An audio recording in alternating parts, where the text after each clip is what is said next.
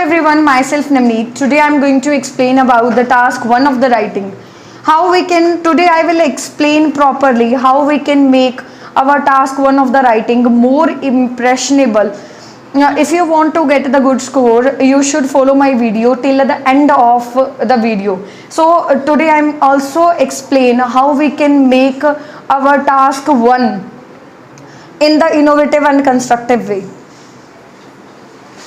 Now I am going to explain about the task 1, that is the task 1 in the IELTS writing.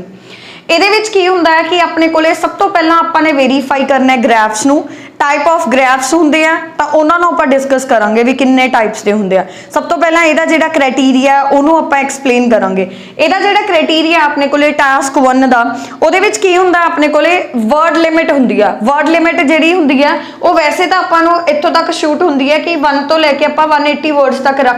मतलब लिख सकते हैं, but ਆਪਾਂ ने ਜਿਹੜੀ वर्ड लिमिट है राजे ਆਪਾਂ ने ਵਧੀਆ ਸਕੋਰ ਕਰਨ ਵਾਸਤੇ ਜਿਹੜੀ वर्ड लिमिट है ਉਹ ਆਪਾਂ ने लिखनी है 150 वर्ड्स तक, 150 वर्ड्स तक। समझ आ गया क्यों रखनी है 180 तक आप क्यों नहीं जाना, बिकॉज ये 30 वर्ड्स जे आप सेव कर लिए ਉਹਦੇ ਨਾਲ अपना टाइम सेव हो जाऊगा, ਜਿਹਦੇ ਨਾਲ ਆਪਾਂ ਜਿਹੜਾ ਉਹ टाइम सेव होगा ਉਹਨੂੰ ਆਪਾਂ रीड ਤੇ मतलब एक्सप्लेन कर सकते हैं। जिवें एज यूजुअल ਆਪਾਂ ਨੂੰ ਸਾਰਿਆਂ ਨੂੰ पता है कि ਆਪਣੀਆਂ बहुत ਸਾਰੀਆਂ मिस्टेक्स ਹੁੰਦੀਆਂ ਨੇ ਵਾਈਲ ਰਾਈਟਿੰਗ, है ना। ਤਾਂ ਫਿਰ ਜਦੋਂ ਆਪਾਂ ਐਂਡ ਦੇ ਵਿੱਚ 150 वर्ड्स ਤੋਂ ਆਪਣਾ ਜਿਹੜਾ टाइम सेव होगा ਉਹ टाइम ਆਪਾਂ रीड ਨੂੰ ਦੇ ਸਕਦੇ ਹਾਂ। सो दैट्स वाई ਆਪਾਂ 180 वर्ड्स तक नहीं जाना, बिकॉज 180 लिख दो भावें 150 लिख दो ਤੁਹਾਨੂੰ मार्क्स ਤਾਂ सेम ही मिलने हैं। तो ये वाला जो टास्क 1 होंगे ये अपने को 3 बैंड स्कोर होंगे। जे तुसी चाहो तो जेडे ये 3 बैंड्स थोड़े होंगे तुसी एज यूजुअल पूरे बैंड स्कोर कंडक्ट कर सकते हो, बट जे सिस्टमैटिक पोर्शन के नाल इनू फॉलो करोगे तो ये मतलब टास्क 1 दे विच टाइप्स हैं वो 8 टाइप्स हैं अपने को 8 टाइप्स के नाल आपाने जिहड़ा टास्क 1 है उन्होंने परफॉर्म करना हुंदा। 1 बाय 1 आप एक्सप्लेन करांगे। अज आप एक्सप्लेन करांगे एक टेबल चार्ट बारे। टेबल चार्ट की हुंदा है, जिवें आप सपोज करो फॉर एग्जाम्पल आप थोड़ा जिहड़ा मार्क्स का टेबल नहीं हुंदा, लाइक रिपोर्ट कार्ड तो आप सारिਆਂ ने ही लिते हुंदे आ, ठीक है। रिपोर्ट कार्ड दे विच की हुंदा है सब्जैक्ट्स हुंदे आ, फिर उसके अकॉर्डिंग आपां नूं इदां बॉक्स बने हुंदे आ जिहदे विच मान लो आपां नूं सब्जैक्ट्स हो गए, ठीक है, तो इत्थे सब्जैक्ट्स हो गए, इत्थे मार्क्स हो गए, इदां करके अपने कोले जिहड़ा टेबल है वो बनया होगा। तो अज आप डिस्कस करांगे टेबल चार्ट का। एंड मोस्ट इंपॉर्टेंट पार्ट है अज जिहड़ा वो अपना इंट्रोडक्टरी पार्ट है, क्योंकि सबनों ही पता है कि first impression is the last impression. जे अपनी इंट्रोडक्शन एक इनोवेटिव ते कंस्ट्रक्टिव पोर्शन दे विच होगी you can carry very good scores in your task 1 definitely if you follow these type of instructions while attempting your writing of the graph. ये जिहड़ी introduction अज मैं तुहानूं करानी है ये 8 ग्राफ्स दे विच यूज होगी। जिन्ने भी अपने ग्राफ हैं डायग्राम्स वगैरह हैं कुछ भी थोड़ा एक्सप्लेनेशन दे विच आ जाता है, you should go with this. तो इस दे विच अपने टेंस फॉर्मेशन, ठीक है, कॉम्पलैक्स पोर्शन जिहड़ा है इंट्रो पोर्शन दे विच अपने इनू बनाना है ग्रामेटिकल स्किल्स नू यूज करके। तो ये अपने की करना है राजे, जिवें देखो आपां नू जिहड़ी स्टेटमेंट है वो गिवन है, कोई भी स्टेटमेंट तुहानू किद्दां दी भी गिवन है ये तो तुसीं एक्सपेरीमेंट करके देखना, फिर उस तो बाद तुसीं दसना है कि ये तुसीं किवें इंप्रूव कर सकते हो, उहदे नाल तुहाडी जिहड़ी प्रैक्टिस है वो बहुत वधिया तरीके नाल हो जूगी। सो हाउ वी कैन, एक तो देखो सिंपल है, the table below shows the amount of money people spend per week on the different fast food. जिहड़े फास्ट फूड है ना डिफरेंट टाइप्स दे उन्हां ते जिहड़े मनी इन्वेस्ट की गई है ओदे सर्वे बारे आपां नूं ये टेबल है जिहड़ा वो एक्सप्लेन करूगा। So how we can make our introduction in very innovative ways, जिथे आपां नूं स्कोर है जिहड़ा बहुत अच्छा अचीव हुंदा है। तो देखो सब तो पहला जिहड़ी इहदे विच मोस्ट इंपोर्टेंट टर्म है introduction they which name of the graph है। तो जिमें मैं थोड़ा दसिया कि जिमें मैं एक एग्जाम्पल लीती है टेबल चार्ट की, तो यदा नाम की होगा टेबल चार्ट। तो फर्स्ट अपने यूज करना है द टेबल चार्ट, उस तो बाद एक एडवर्ब भी यूज करना है that is known as a noticeably. As we know that if we use the adverb in the intro part of task 1 and task 2 of the writing we can make our marks and we can boost our marks very easily, ठीक है। तो ये मैंने मैं एक adverb भी use किया that is known as a noticeably, मतलब जिहड़ा टेबल है वो आपां नूं नोटिसेबली डिपिक्ट करदा है। सम ऑफ द स्टूडेंट इत्थे इलस्ट्रेट वर्ड लाते हैं, रिवेल वर्ड लाते हैं, एक्सप्लेन वर्ड लाते हैं। दिमाग नाल सोचो एक जिहड़ा ग्राफिकल पोर्शन हुंदा ਹੁੰਦਾ है जिहदे विच एक डाटा मैंशन हुंदा है वो कदे भी बोल के नहीं दस सकदा सो दैट्स वाई आपां की नहीं ला सकदे इहदे विच एक्सप्लेन वर्ड है जिहड़ा वो नहीं ला सकदे राजे एक्सप्लेन कौन करदा है एक बंदा एक्सप्लेन करदा है लाइक मैं तुहानूं एक्सप्लेन कर रही हां तां वो एक्सप्लेनेशन हो गया बट जिहड़ा एक चार्ट है वो दर्शाउंदा हुंदा है तां ओहदी थां ते आपां की लिख सकदे हां डिपिक्ट्स लिखांगे या तुसीं लिख सकदे हो शोज या तुसीं लिख सकदे हो displace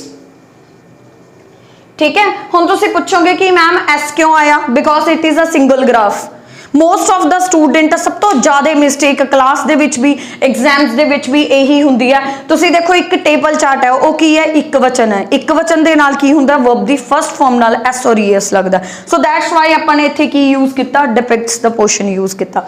the table chart noticeably depicts the information about तुसीं देखो ये तो लाइन जमा डिटो है जिहड़ी तुसीं लिखनी है जस्ट एक चार्ट नूं चेंज कर देना है अगर तुहानूं अनदर वेरीएशन दे विच जिहड़ा ग्राफ है वो आ जांदा तो फर्स्ट ऑफ ऑल तुसीं ये चीज़ लिखती कि इन्फॉर्मेशन कादे बारे दस रहे हैं पहलां तुसीं इहदे विचों ऑब्जेक्ट चक्कना है समझ आ गया ऑब्जेक्ट चक्कना है so that we can make it very imperative by using the passive tenses how what is object main motive की है इहदा amount of money amount of money है ना जी लोगों द्वारा स्पेंड की तो उस तरीके आप कंपलैक्स पोर्शन किवें बनावांगे अबाउट द मनी ठीक है मनी है जी उहदे बारे दस्सिया आपां फिर आपां की लावांगे WH family so that we can joint the passive tenses which has been invested जेड़ी की किती जा चुकी है इन्वेस्ट की जा चुकी है हैज़ क्यों लगाया because it is a singular portion has been invested by the people in order to purchase the numerous type of junk foods the numerous junk food मतलब की है अपने कोले ਜਿਹੜੀਆਂ ਇਹਦੀਆਂ न्यूमरस टाइप्स ने ਉਹਨਾਂ ਨੂੰ ਆਪਾਂ एक्सप्लेन किया numerous types of junk food between क्यों लगाया बिकॉज इत्थे फ्रॉम सीगा ते बिटवीन दे विच कई बच्चे इत्थे की यूज़ करते हैं टू यूज़ करते हैं that is totally wrong because between की हुंदा विचकार तां किसी चीज़ दे विचकार जिहड़ी चीज़ है उहदे नाल टू नहीं लगदा उहदे नाल की लगूगा अपने कोले एंड वर्ड यूज़ करूगा समझ आ गई हुण तुसीं देखो ये इंपैरेटिव किद्दां बनिया पहलां तुसीं फाइंड आउट करना है ऑब्जेक्ट उस तो बाद तुसीं यूज़ करना है WH फैमिली मान लो थोनों यही सर्वे है जिहड़ा वो लोकां दे लई आ गया तो WH फैमिली उत्थे विच नहीं हू आऊगी अपने कोले आ गया समझ तो ये आपां ने किहड़ा टेंस यूज़ किया परफेक्ट पैसिव टेंस यूज़ किया इन्नी डूंघाई दे विच जे आपां कॉम्पलैक्स पोर्शन दे विच इन्ना ज़्यादा वधिया टेंस यूज़ करांगे than we can make our definition very very imperative where we can get the good scores because first impression is a last impression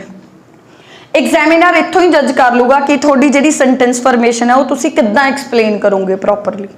समझ आया सारिਆਂ ਨੂੰ क्लीयर होया उस तो बाद हैज़ बीन इन्वेस्टेड जी पीपल के नाल आपां इन ऑर्डर टू वाला पोर्शन लाया ਇਹਦਾ मतलब हुंदा वास्ते भी कादे वास्ते उन्होंने इन्वेस्टमेंट की आ वो चीज़ आपां ने दस्सिया कि उन्होंने खरीदया जिहड़ा जंक फूड ठीक है वो जंक फूड ते उन्होंने इन्वेस्ट की है ठीक है फास्ट फूड नूं आपां ने चेंज करता जंक फूड दे नाल सो पैराफ्रेजिंग भी होगी कॉम्पलैक्स सेंटेंसेस भी हो गए कॉम्पलैक्स जिहड़ा कंट्रास्ट पोर्शन है वो भी आपां ने यूज़ कर लिया so this is one of the introduction which we can use in our task 1 सिर्फ इसे टास्क 1 च नहीं सारियां च भी यूज़ कर सकते हैं मान लो फॉर एग्जाम्पल आपां एक डाटा होर लै लैंदे आ जिहदे विच ये चीज़ की गई है कि बहुत सारे पीपल हैं जिन्हों ने की किया है इशू कराइया ने बुक्स लाइब्रेरी दे विचों मान लो एक टेबल चार्ट है या बार ग्राफ है डिपिक्ट आपां एक्सप्लेन दस्सिया होया एक्सप्लेनेशन दे विच कि the bar chart shows the information about the number of people ठीक है जिहड़ियां ने की किया नंबर ऑफ पीपल बारे दस्सिया या फिर तुसीं कह सकते हो कि the bar graph depict the information about the books ठीक है बुक्स बारे दसूगा information about the people who issued the books from the library जिन्हों ने की किया है बुक्स नू इशू किया लाइब्रेरी दे विचों इदां तुसीं एक्सप्लेन कर सकते हो इन्हों तुसीं कॉम्पलैक्स पोर्शन दे विच किवें बनाओगे the bar graph noticeably depicts the information about कादे बारे दसूगा आपां नू बुक्स बारे फिर की हो गया अपने कोले उत्थे हू लग्या सी आपां ने विच लगाता which were issued by the library जिहड़ा कि लाइब्रेरी दे विच इशू किया गया जिहड़ा भी टाइम पीरियड उन्होंने मैंशन आउट किया होगा वो तुसीं उहदे विच एक्सप्लेन कर सकते हो क्लियर है तो WH फैमिली यूज़ करके एंड पैसिव टेंस यूज़ करके you can make your introductory part of task 1 very imperative ठीक है। तो इस तरीके दे नाल आपां हर तरीके दा जिहड़ा पोर्शन है उहनूं कंटेन कर सकते हैं। पहली गल ए टेंस क्यों लाना है तुसीं, पास्ट पैसिव क्यों नहीं लगाउणा, क्योंकि ये अपने कोले बहुत ज़्यादा expensive portion they which contain हो जाऊगा। तुसीं देखो पास्ट पैसिव टेंस बारे हर स्टूडेंट नूं पता हुंदा है, वो यूज़ कर सकते ईजली, बट जे तुसीं परफेक्ट पोर्शन यूज़ करोगे तो एग्जामिनर नूं पता होगा कि you have a great knowledge and a deeply knowledge regarding the grammatical skills. So that's why मैं इत्थे आ चीज़ तुहानूं यूज़ कीती है। एक्सपैरीमेंट करके देखो प्रॉपरली, अगर फिर भी किसी चीज़ दे विच नहीं मतलब समझ आऊगा, किसी चीज़ च प्रॉब्लम होगी, I will discuss again. Hope करती हैं प्रॉपरली समझ आया होगा। If any student have any kind of doubt regarding the introductory part of the task 1, because it is very important. कुछ बच्चों को लगूगा कि it is very easiest and it is convenient to tackle out, but राजे जे तुसीं इस portion दे विच लिखोगे डेफिनेटली तुहाडा जिहड़ा 3 बैंड स्कोर का जिहड़ा ग्राफ है उहदे विच तुहानूं 2.5 तो अबव मार्क्स ही मिलणगे, क्योंकि अगे तक ही है एक्सप्लेनेशन रह गई, उहनूं कंट्रास्ट क्वेश्चन दे विच आपां ईजिली कर दांगे। बट जिहड़ा फस्ट इंप्रैशन वो सब तो ज़्यादा इंपॉर्टेंट होंदा, जिहदे विच आपां अपना जिहड़ा टास्क 1 है बहुत ज़्यादा इंपैरेटिव बना सकते हैं। तुसीं इहनूं अनदर जिहड़ा तुहाडा टास्क 1 है उहदे ते एक्सपैरीमेंट करो। अगर फिर भी कोई प्रॉब्लम आती है you can ask by commenting on my video so that I can upload the another videos for clearing your doubts. Thank you so much.